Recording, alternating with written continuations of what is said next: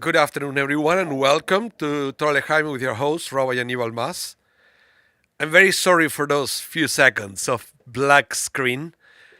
I was just getting my coffee from the machine, so I was late to stop the timer. Oh well, once in a while it will happen. Hopefully, just once in a while. Freshly brewed. How's everyone doing? Welcome, Priscilla. Welcome, Brenda. Amparo. Great to see your names nice and early here at the class. Hello, David. Welcome to the class. Is everybody ready with your coffee at handy? It's Torah and Coffee. That should be a new name, maybe. Torah and Coffee. Yeah, I just came back from a funeral, so a coffee is good. And it was funny because this morning, as I was coming here, I opened my mini fridge that I have here in my office, and I realized, oh, surprise, I still have a few Homentaschen there. Dulce de leche Homentaschen. So that was an unexpected treat in my office, waiting for me. I was craving the Homentaschen that my wife makes, and who knew? I had some. Brenda, I said too many funerals lately. Yeah, and now there is a bug going on here in Winnipeg. I don't know what it is. I got it too, and half of the school of my son, my wife got it. But I heard this everywhere, not just in Winnipeg, not just in Canada. But it's like a flu, but it's not the flu. And Brenda, I said, I'm still waiting for the recipe, please. Me too. I have no clue what goes there. Yeah. So, as I mentioned, Purim is over, so I can have my coffee because last time we had the class was the fast of Esther, so no coffee for me. Today I can. But now it's all about beginning with the preparation for Passover. I didn't want to start the classes, the lessons, so the studies about Passover too early because I counted it. We have 3 Thursdays before Passover. So today we are going to study a little bit about the Parsha. A little bit about the Parsha. And next week, probably we're going to start studying things because it's very important for us to be properly prepared for Passover. You know, I used to have a vocal coach. He used to say, this tongue twister, it's a proper preparation prevents poor performance. Say it fast. Proper preparation prevents poor performance. It was to loosen up a little bit the lips. So for talking about that, proper preparation prevents poor performance, I think it should be applied to Passover. We have so much, at least if you're fairly traditional in the way you celebrate Pesach, right? There's a lot to prepare. A lot to prepare. And so, yeah, next week we're going to start with that. But today we have this wonderful Parsha, Vayakel. I don't know if the word sounds familiar. Vayakel. Congregation is called Kehillah in Hebrew. Kehillah. And Kehillah and Vayakel, they both share the same root. So the parsha this week, Vayakel, is that Moses congregated the people, and we are going to see in a few minutes why Moses congregated the people according to the rabbis. Welcome, Randy. Brenda, you said that you're coughing too. Your cough sounds like mine. Well, it's everywhere. I was surprised. I talked to people in Israel; they had the same thing. I was talking to a student of mine that he is from Ukraine. He said that he was talking to his family in Ukraine. They were having the same kind of nasty virus that I guess is going on around the world. Hopefully, it's nothing. But I've been like this for over a week already. So my doctor told me yesterday, wait a couple of days, and if it doesn't improve, I'll put you on antibiotics. We'll see. I think I'm doing better, but I'm still coughing, and my nose is all congested and stuff. Yeah. So, Parsha Vayakel. Parsha Vayakel. Let me open it up here for all of you. It's right here, all the information. Now, I like this because last year when I taught you guys this Parsha, because I always check, right when I prepare a class, I always check what I taught the year before so I wouldn't do the same thing. I always like to bring fresh material for you. So I remember starting the class with this exact text. And I was thinking, okay, just as a proof, as a living proof that the Torah has multiple layers, I wanted to start with the same text, but going to a totally different place. Okay?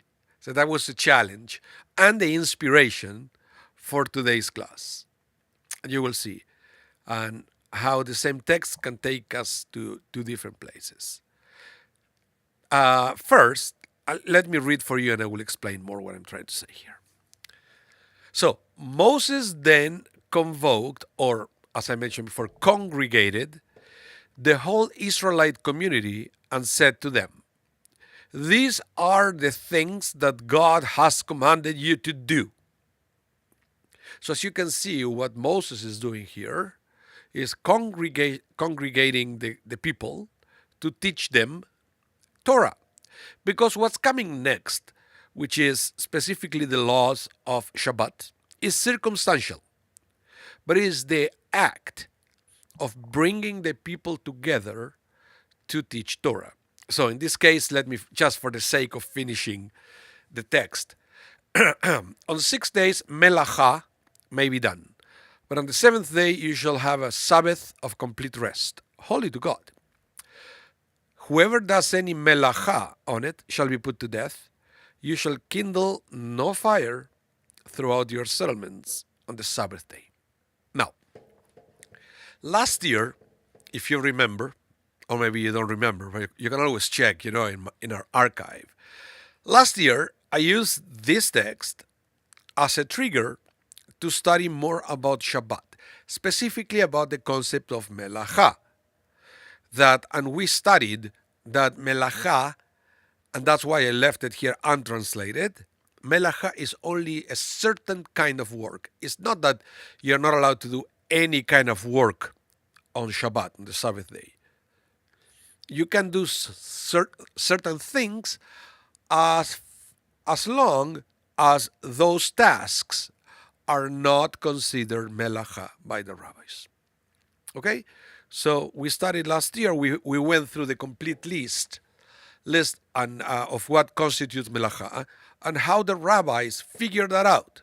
Okay? If you want to know more about that, want to learn more about that, you can always go to our archive that we have on YouTube, in our YouTube channel, to learn more about the concept of melacha. But what I wanted to study this week, and starting from the same text,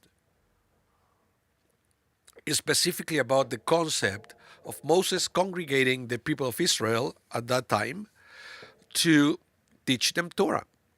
And by the way, I read a midrash, beautiful midrash, saying that this episode happened right after Yom Kippur. That's according to the midrash, when it was, and it's after the second set of the tablets. Okay, the second set of the tablets, and that's supposed to be the same date of Yom Kippur. So Moses convoked the whole Israelite community and said to them, "These are the things that God has commanded you to do." From here, the rabbis learned something very interesting. Check it out. I'm going to move it here. The Midrash will say, this teaches us that Moses instituted the practice of assembling on Shabbat to listen to the reading of the Torah. How did in this world the rabbi figure this out? Well, because in the same paragraph, he will mention getting together to study Torah and the teaching specifically about Shabbat. So the rabbis say that Moses kind of invented this beautiful concept that every Shabbat we gather all together to study Torah or to read Torah in this day and age. Yes, that's what we do in the synagogue. It reminds me to one of Craig Taubman's songs. Do you know who Craig Taubman is? He's a famous cantor, songwriter. He lives in Los Angeles in the United States. Very talented. He even wrote music for Disney. And he wrote a composition to be sang before we take the Torah out of the ark. And in fact, it's in my plans to use it this year for the family service that we do here at the Shaare Zedek. So the song starts with the words, "Your people are gathered to hear your word in every generation," etc. But it's when I read this text, this part of the Torah, it reminds me to the opening lines of this beautiful song by Craig Taubman, when he said, "Your people are gathered to hear your word," and this is something that happens in every generation. So, if somebody ever asks you, if you ever wonder why we read Torah every Shabbat, is because Moses thought that it would be a great thing to do. It's a time when we can be relaxed. We are not doing any melacha. We are not concerned about work. So we can find the time and the mindset to study Torah. But we also know that the Torah is read beyond Shabbat, not just on Shabbat. Shabbat being the most important of the times where we read Torah. And yes, according to the rabbis, the reading of the Torah on Shabbat is even more important than the reading of the Torah on Yom Kippur. So, the order of importance of reading Shabbat on that day is hinted by the number of aliyot, or the number of Torah readings that you have in that specific day. I don't know if you ever noticed that. And if you haven't, I put together a list, a chart for you, so you can graphically see, visually, you can visualize what I'm talking about. Look at this. So, the weekly parsha is the portion of the Torah read each week. Okay? Hello, Michael Legoff. Welcome to the class. No apologies needed. People come when they come, and they go when they go. So it's all good. You don't have to apologize. And just as a reminder that, if you are missing any part of the class, this whole class is going to be rebroadcasted tonight at 8 p.m. Central Time. Okay, so we got you covered. So back to the text. The weekly parsha is a portion of the Torah read each week. This weekly division ensures that the entire Torah is read by the end of the year. Each parasha is named after the first meaningful word in the portion. Okay, that's a rule with no exceptions. We also read Torah on Shabbat afternoon and on Monday and Thursday morning, all from the same parsha designated for that week. For special days of the Jewish calendar, it goes in order of importance, from lower to higher. Are you ready? It goes like this. Lowest, Hanukkah. We have 3 readings. Why Hanukkah? Because it's not a biblical festival. It's rabbinical. It was instituted by the rabbis, so it ranks at the bottom. and we have only three readings just like weekdays. Okay? Uh, so then a little bit higher, we have Rosh Chodesh and Chol HaMoed. Rosh Chodesh being the beginning of the month, okay, and Chol HaMoed are the intermediate days of the festivals. So Rosh Chodesh and Chol HaMoed are considered half holidays, so they get 4 readings. And they are biblicals, so they have to be a step up from Hanukkah. Then on Rosh Hashanah, Sukkot, Pesach, Shavuot, Shmini Atzeret, and Simchat Torah, we have 5 readings. Okay? Yeah, Rosh Hashanah is included with the other festivals, and we have 5 aliyot in those days. Yom Kippur, that some people consider it the holiest day of the year, we have 6 readings. But is it Yom Kippur really the holiest day of the year? Not so fast. The holiest day of the year is Shabbat, and it happens every week. So on Shabbat, and when Yom Kippur is on festival, and when Yom Kippur or a festival occurs on Shabbat, we have 7 readings. Okay? So Shabbat is always 7, even if you have all the festivals at the same time of Shabbat, because Shabbat is the most important day of the calendar, and it was made clear by the rabbis assigning 7 readings for that day. Any questions about the Torah readings? I will be eager to answer all those questions. And by the way, this is the Babylonian way of doing it. I'm not an expert on the topic, but I know that back in the day of the Talmud, the Israeli way of reading the Torah was different. They didn't have this 54 parshiot per year. That's the way we do it now, 54 parshiot. They read the Torah a totally different way.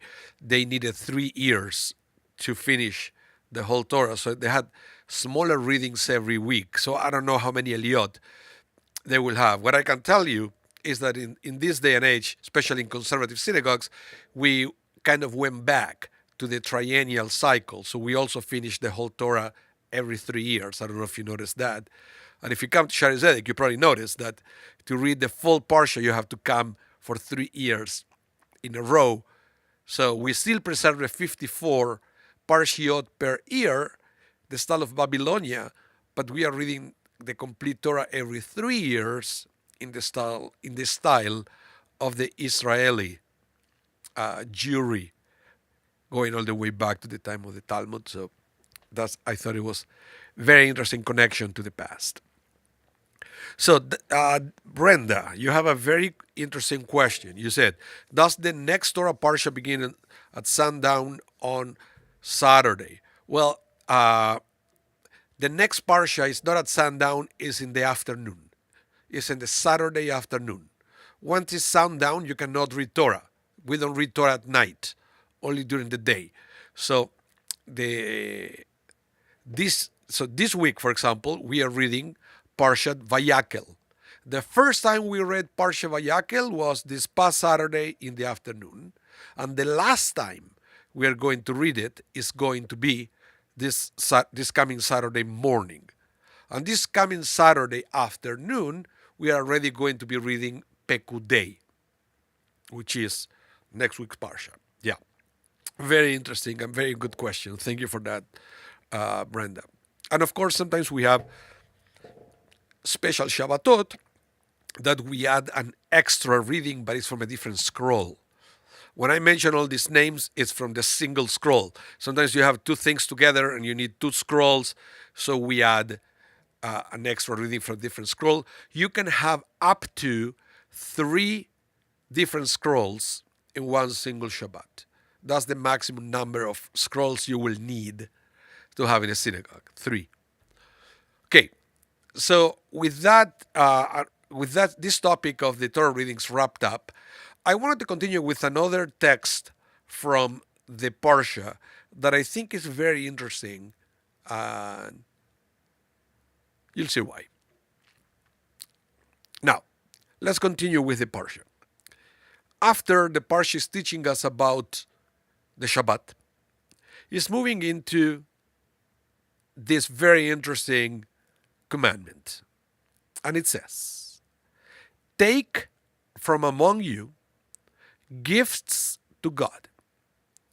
Everyone whose heart is so moved shall bring them.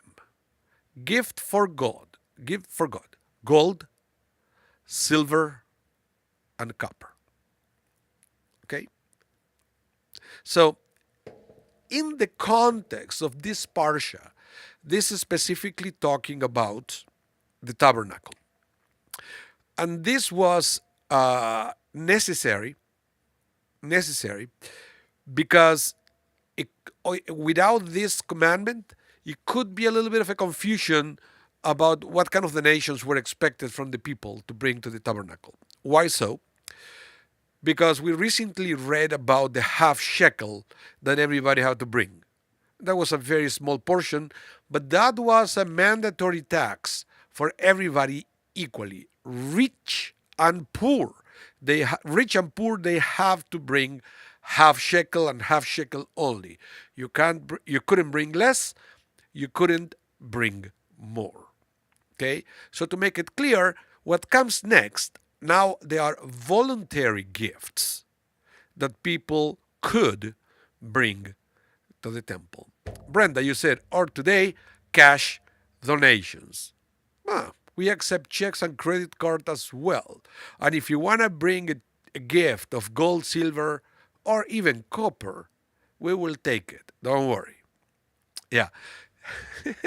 Now, but what I wanted to talk about this is not the specific of bringing donations to the temple. We all know that the temple was in need of a lot of things, right? Because it was very luxurious, and also they needed an ongoing, and that not just for that generation, and all time it was an ongoing need of different things for the temple, either to function. They will need animals, right? They will need oil, they will need flour,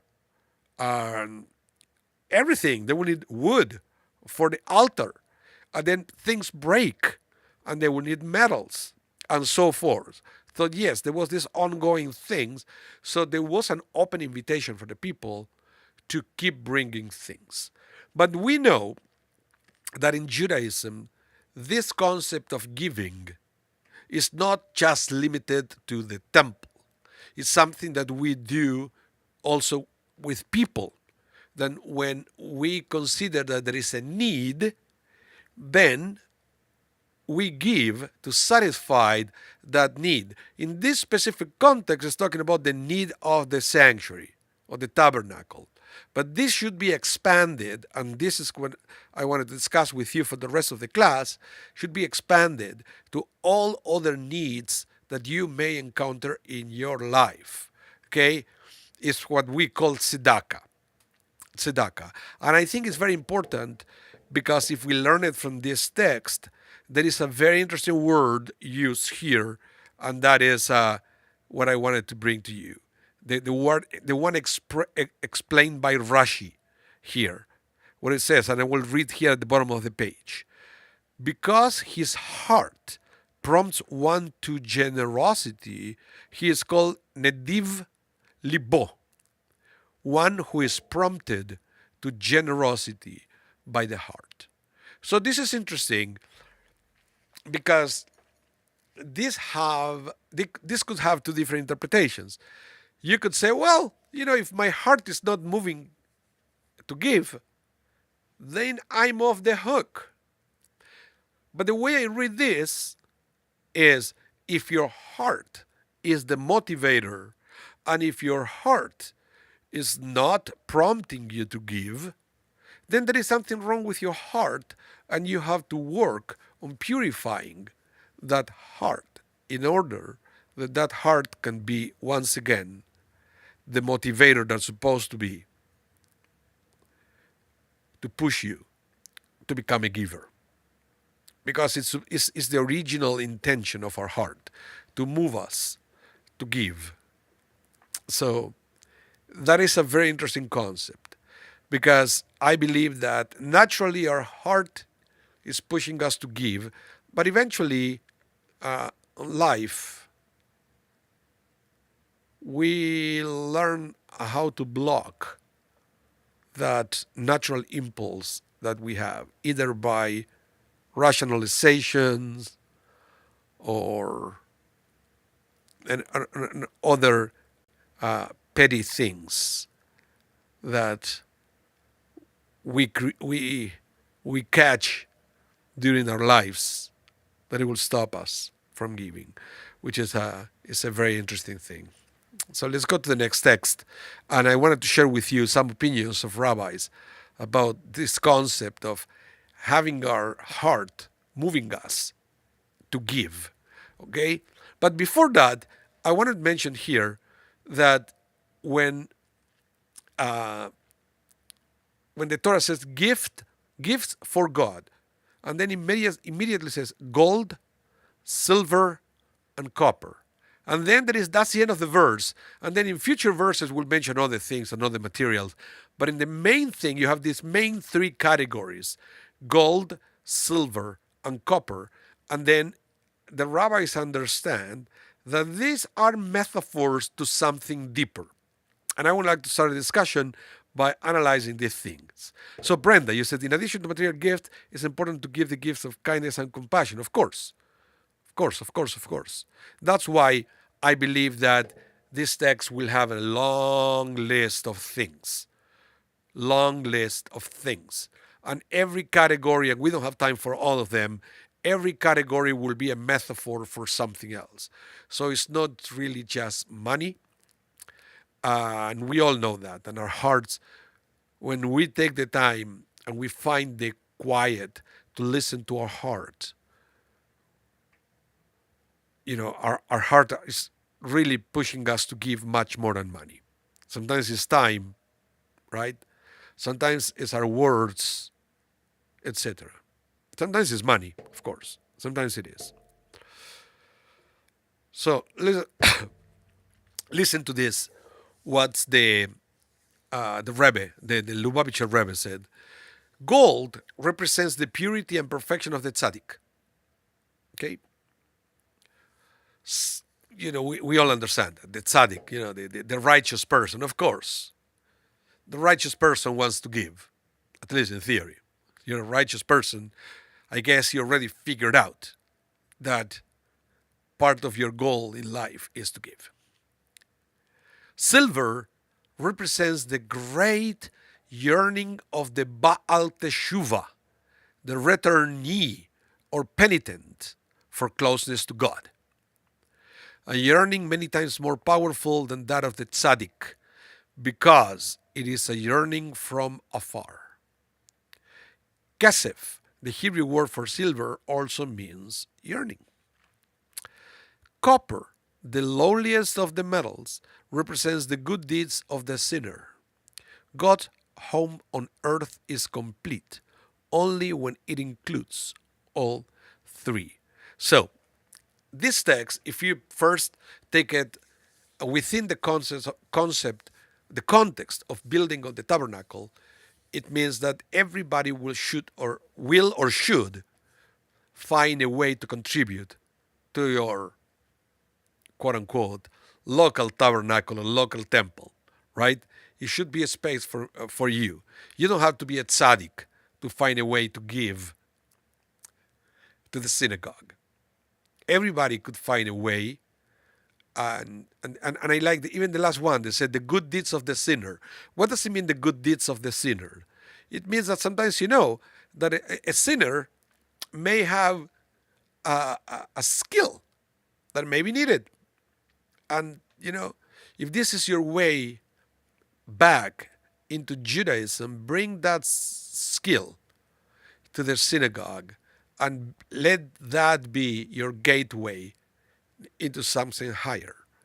So, and that's the beauty of the things. But also, when the way I see it, when it says gold, silver, and copper, it means that either to the synagogue or to other people, when we want to help, You help from your own place. You don't have to ever say, "Well, sorry, I cannot help because I'm not rich. I'm not rich, or I can't because I don't have any skills." Or we always have something. Maybe you have the time. Maybe you have the skills. Maybe you have the money. We should find a way to help based on our own place. Every place is unique. So we all bring unique things to the world. And that's why I always say that it's very important for people to understand their contributions to the world. I believe that we all come to this world with a mission, right? And the sooner you discover what you're good at, that it will help you to figure out your mission. It's I'm a big believer in that. Yeah. So it is and I've seen it, Brendan. Brenda, as I read again your words, when you said it's important to give gift of kindness, compassion, and also material gifts. Well, some people excel at giving material gifts, or maybe they're not so kind. Not yet, but maybe their way to contribute is through material gift. If you put them in a place where they have to be kind, they won't excel at that. It's they have a different way of helping. And the same thing that there are other people that they're amazing at showing kindness and compassion and making people feel good, and maybe but they don't excel at giving gifts, material gifts. That's not their thing. So that's why it's important for all of us to work together. That's why gold, silver, and copper were written in the same verse. That's why I believe that's so important that they're in the same verse, to make it clear that they are both equally important. Yeah. Now, this is also interesting about money because I believe this is a conversation that humanity has been having for many generations now about the money. Is money evil? Is money the reason why we have so many problems in the world, right? Some people think it is, right? Hey, well,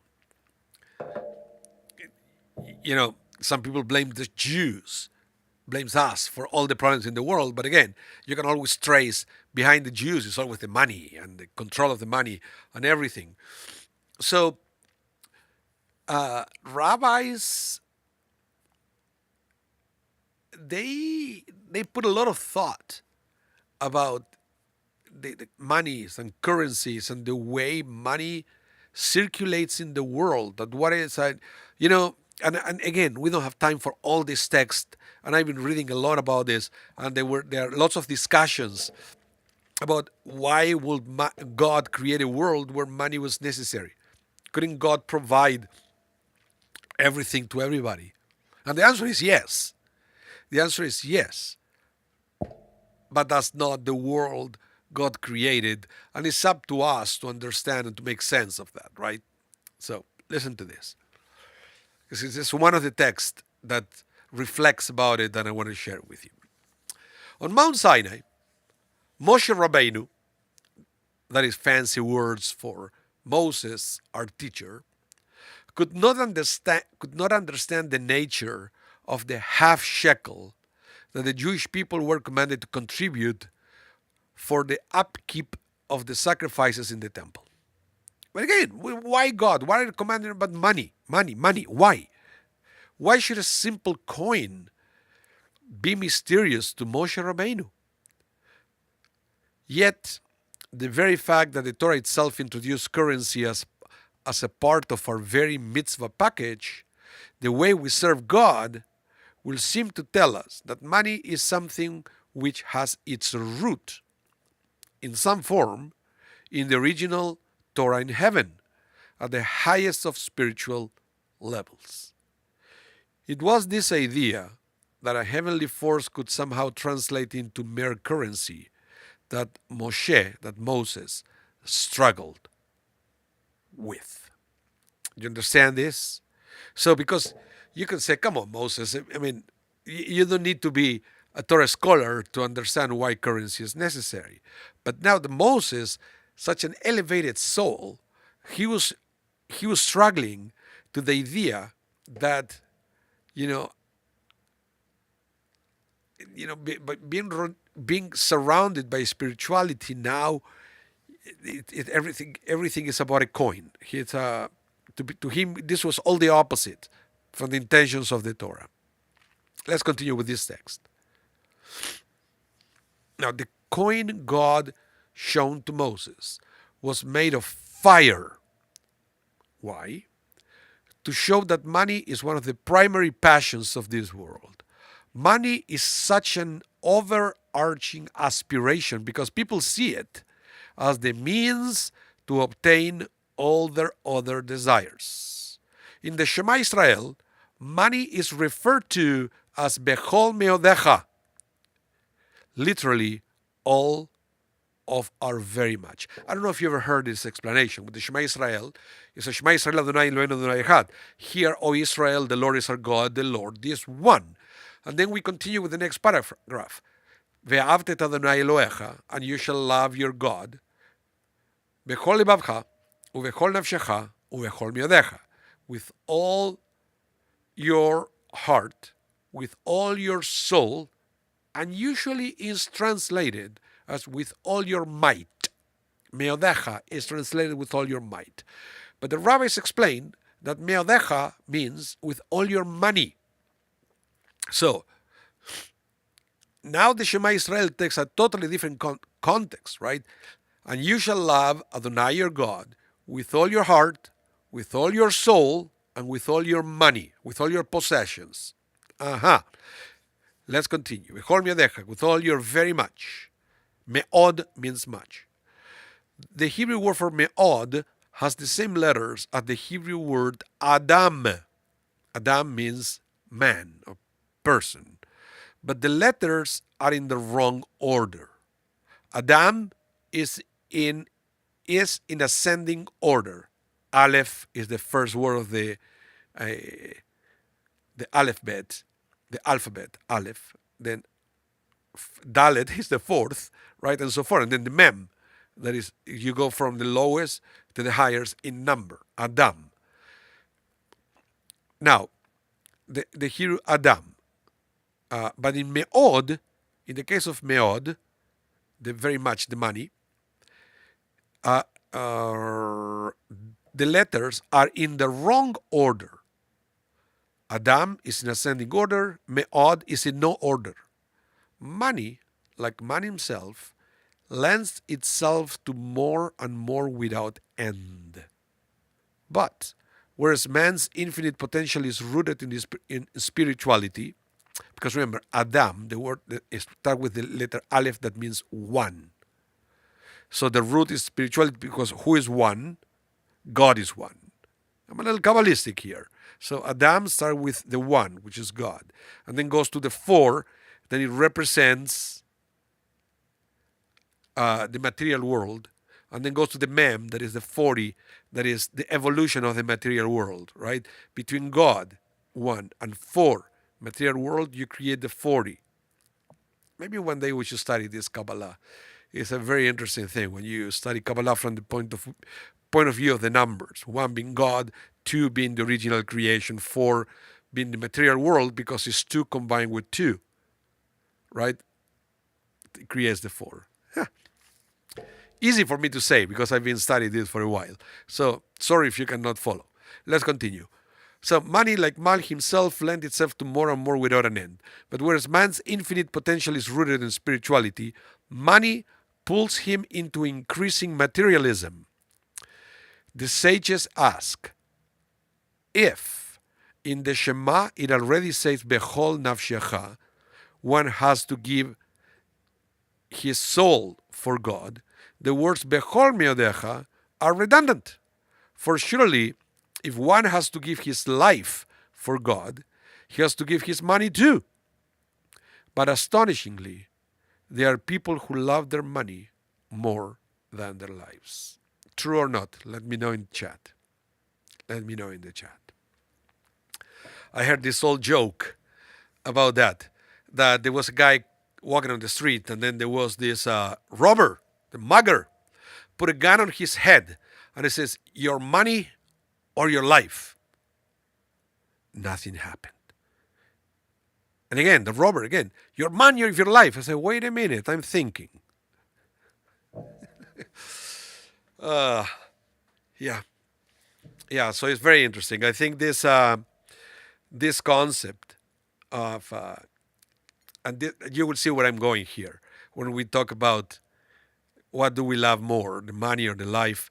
It makes us realize of why why sometimes we build a world around our generous heart. Our hearts wants to give, right?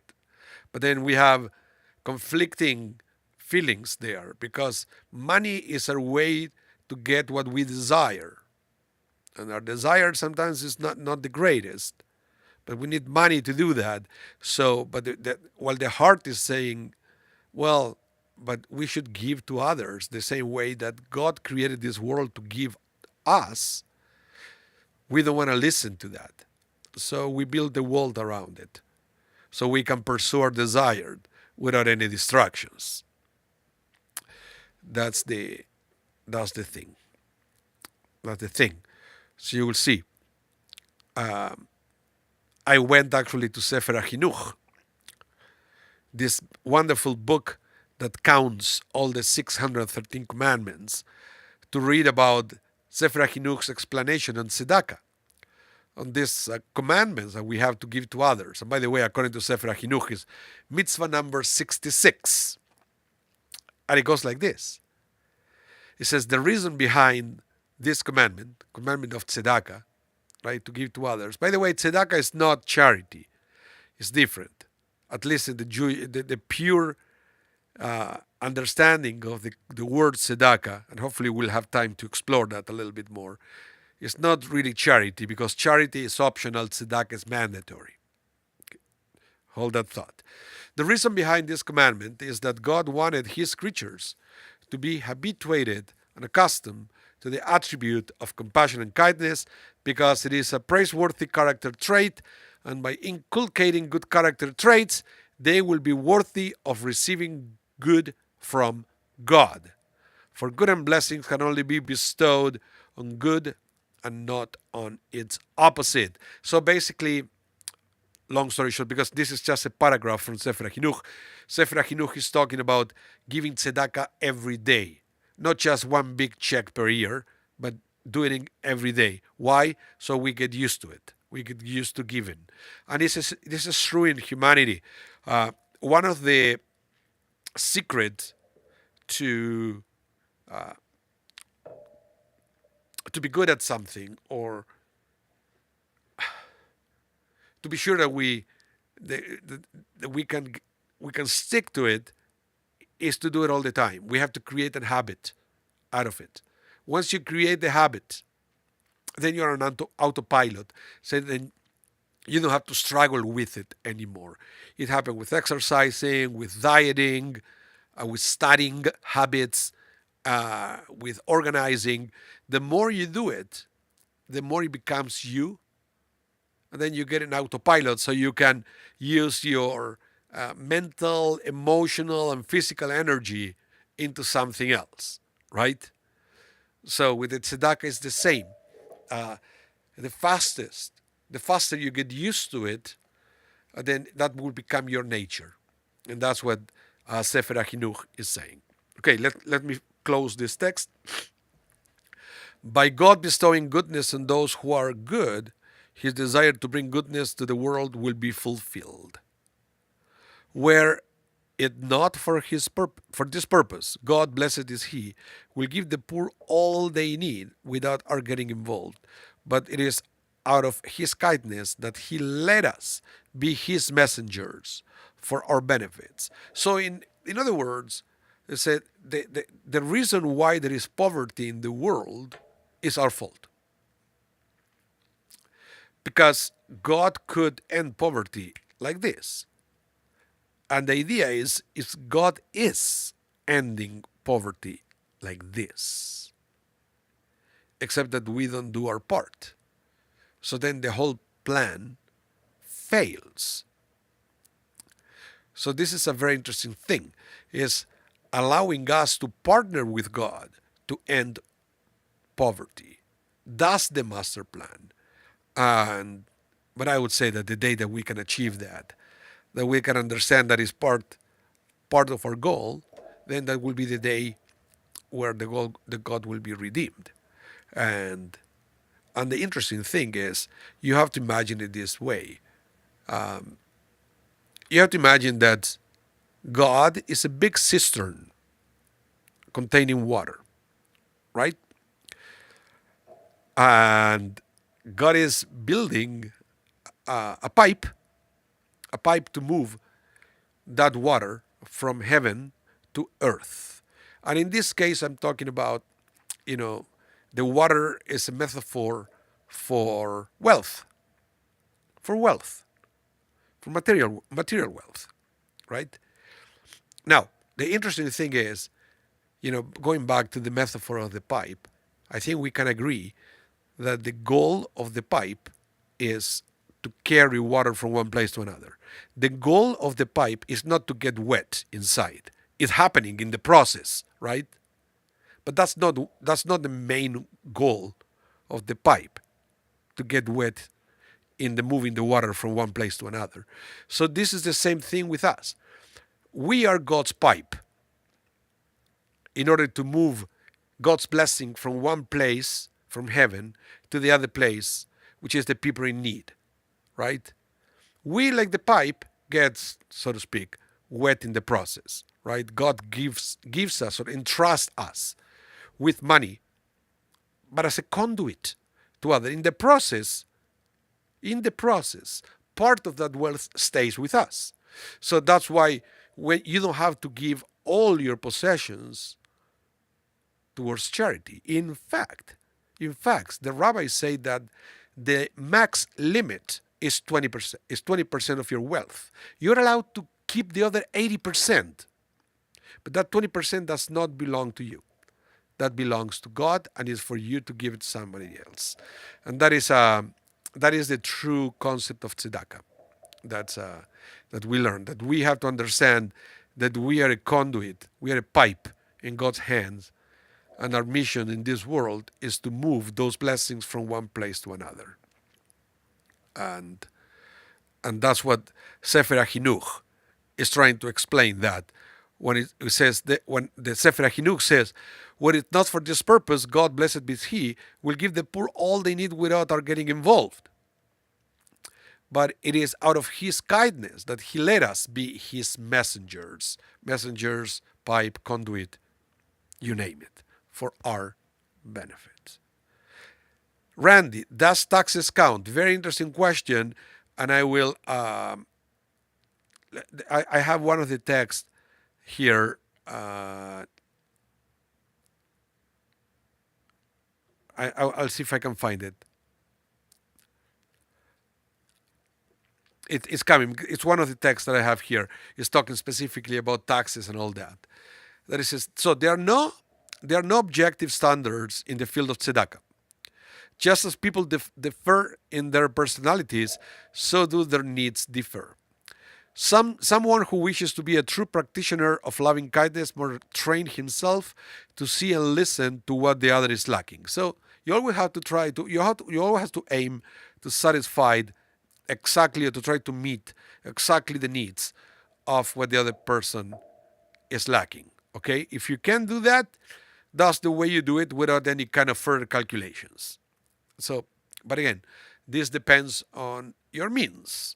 That depends on your means, but that is the good starting point. You always start by trying to analyze what the other person needs, and then you start seeing how much you can give towards that. Okay, and the Rambam will expand on this by saying good character traits do not come to a person by the greatness of a deed, but rather by the frequency with which he does it. To acquire good character traits, one needs to do good deeds over and over and over and over and over and over. Okay, doing one great act will not inculcate good character traits. For example, one who gives one poor person 1,000 gold coins at one time and nothing to another poor man will not acquire the trait of generosity to the same extent as the one who willingly gives one gold coin 1,000 times. The reason is that the latter did 1,000 acts of generosity, thereby acquiring the trait of generosity, where the former's soul experienced a one-time inspiration to perform a tremendous act of generosity. But this inspiration eventually departs. Okay? So again, it's better to do it as often as you can. That's why many synagogues, you will notice that they have a pushka, a charity box there, so people who come to minyan, they will give money every day instead of one check there. And the other thing is that I wanted to mention before we go about the taxes, I'm going to find it soon. I can't remember exactly in which order the slides come. And we always learn that the word tzedakah comes from the word tzedek, which means justice. Okay, that's why you say tzedakah is not charity, it's justice. But the interesting thing is, okay, if tzedakah is tzedek, it's justice, why don't we call it tzedek and we call it tzedakah, which comes from the same root, but it's a different word? Listen to this. I love this explanation. The Hebrew word tzedakah is usually translated as charity, but there is a crucial difference between the two concepts. When we understand the word tzedakah, we learn a profound lesson about the Jewish attitude towards giving. The root of the word tzedakah is tzedek, which means justice or righteousness. The word charity, however, carries intimations of benevolence. When we give tzedakah, we do not believe that we have gone above and beyond the call of duty. Rather, we have simply fulfilled the demands of justice. We've done the right thing. To understand this, tzedakah is not other than doing the right thing. It's a beautiful way to explain tzedakah. What is tzedakah? Tzedakah is doing the right thing for the poor person. Okay? That's the best explanation I can find. Doing the right thing. This belief is based on the concept that everything we possess is a gift from God, and He has specified that we should share it with others. Surely, if we share this gift, we cannot claim to be doing anything extraordinary, merely that which is morally correct. Right? But if the concept of tzedakah is drawn from tzedek, but the two remains distinct terms and separate concept, why? Why? The basic difference between the two is that tzedek is systemic. Tzedek, justice, is systemic, addressing the core issue of social justice on a society level. Okay? Tzedakah, on the other hand, is individual, consisting of local acts that help the beneficiary in an immediate way and also improves the character of the giver. So acts of tzedakah by members of a society contribute to the overall rule of tzedek in that society. And that's why we need two different words. In a moral sense, though, tzedek is an absolute obligation, which members of a society are compelled to pursue. Lack of tzedek means injustice, which is morally wrong. In contrast, tzedakah entails the positive, proactive fulfillment of an obligation to be virtuous, not just a duty to avoid injustice. But, Michael Legoff, you say here, we always say thank you when we give tzedakah, allowing us to fulfill a mitzvah. Yes, but it's interesting that we never say a blessing before we give tzedakah. And why is that?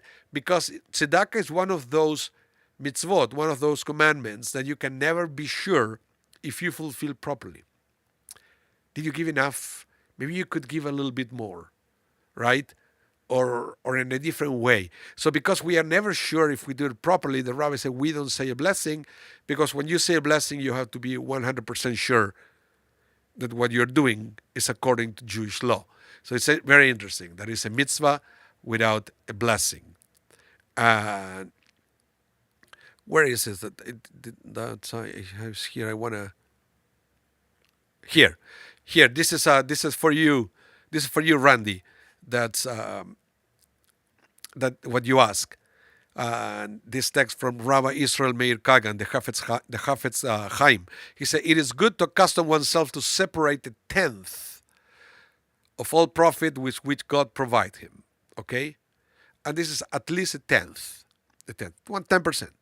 One should give first a tenth of the capital, and subsequently, when he makes profit, to separate a tenth of all profit he makes. One calculates his profit after deducting his business expenses. So this is the closest thing that I could learn about this topic. And some people will say that this is talking about tithing your income, and some people believe that this is separate from tzedakah. So there is a discrepancy about among different rabbis about these two topics. Some people say tzedakah is one thing and tithing is a totally different thing, but maybe it does it for a different class to try to understand this concept. Okay, so yeah, so welcome. Thank you everyone for connecting with me this afternoon to study a little bit of Torah, and remember Pesach is coming. Pesach is coming. And there is one thing that I would like to ask from all of you, and I'm getting serious here, and is maybe you've never done it before, is to sell your chametz. It's a very important thing to do before Pesach, to sell your chametz. If you're not going to eat it, the way you do it is, because during Pesach we don't eat chametz. You know that other than the seders, you don't need to eat matzah for the rest of the week, but we are not allowed to is to eat chametz. So there is a symbolic, but it's not symbolic, actually it's legal, selling of the chametz. We have a form to sell chametz through us in our website. Okay? It's probably www.szwinnipeg.ca/sell. That's my educated guess of what it is. So you can put your name there, fill up your information, and you will make me your power of attorney to sell your chametz before Pesach.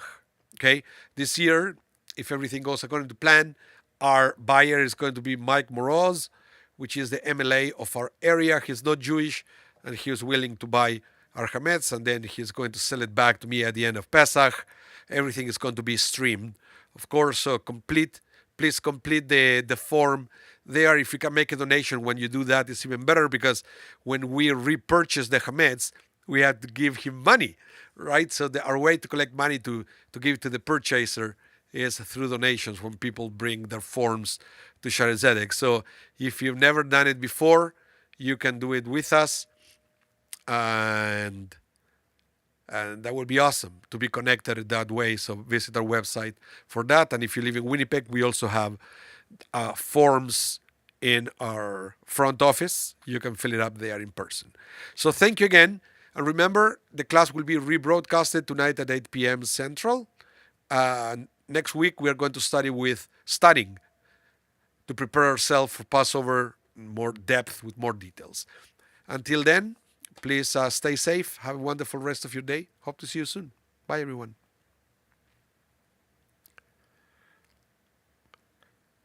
Yeah, Brenda, you can sell it with us. Yeah.